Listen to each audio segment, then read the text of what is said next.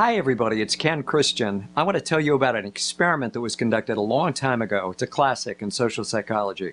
A professor was videotaped giving a lecture, and then that videotape was shown to two distinctive groups. And the two groups, without conversation with each other, were asked afterwards to rate the professor on a number of characteristics, including warmth, brilliance, those kinds of things, but just personal characteristics. Now here's the difference. Both groups watched the same professor give exactly the same lecture.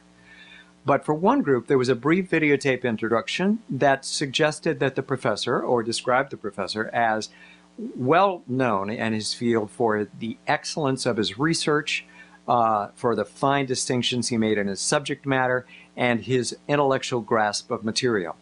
All of that was true. In the other group, the videotaped introduction was also praiseworthy, but it tended to say not what it said in the first group, but it said that the professor was beloved by his students, was highly esteemed for his teaching ability, that people wanted to be in his class, and that he was a very respected professor. Very positive, also all true. Now, the groups are then asked to rate the professor on a number of personal characteristics.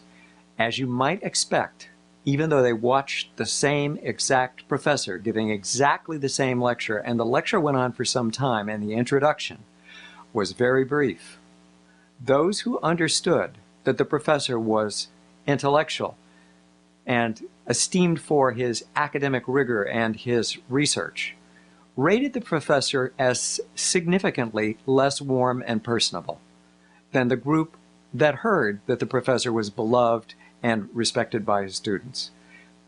Okay, implication of this. You're in trouble from the beginning because you can't know everything. You can't behold everything. And you then develop trusted sources of information. You ask questions of them and you get answers, but you also trust people whom you barely know if they present something in a particular way that sounds objective and so on and so forth. These students were obviously very quickly changed so that they scanned what they were actually viewing with an eye to seeing it in a particular way. They had an introduction that set their point of view and set what they scanned for. I've told you earlier in this series that we scan for what we expect and we get the results and even evoke responses from other people based on operating out of our pre-existing ideas. This puts us at a disadvantage because you may have been told any number of things about yourself, your possibility, and your performance, including wildly positive things about how much potential you had and how great you were and how gifted you were. The only thing that really matters is a mindset that tells you you can grow and you can master things, not a mindset that tells you that your possibilities are fixed or that they're so shimmering and amazing that they become a burden for you. You've got to walk away from all these things you've told about yourself if you really want to break free and begin to achieve the desires of your heart, because that's what's significant. It's to do work that's important to you in a very high quality way so that you go home every day feeling good about what you contributed, feeling that what you worked on was worthwhile, and that what you're doing with your life is meaningful and that you have warm relationships with others. And if you want to truly break out, it's to take it even farther toward bolder moves and really moving away and saying goodbye to certain things.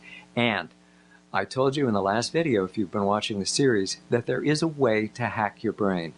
Your brain got hacked by somebody else when you were told before you went to see a professor or before you watched the tape of the professor that he was or this way or that way.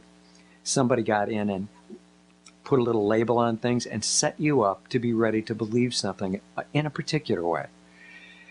You can also do things with your own brain to set yourself up for being free of that and to move completely around those self-limiting beliefs and all that input that we get from other people. To set yourself truly free will be the theme of what we'll talk about in the next video. This was day 46 in my personal YouTube 90-day challenge, and I look forward to you joining me in your own 90-day challenge, or in at least being able to share with you what's happening with me as my challenge continues. I look forward to talking to you again soon.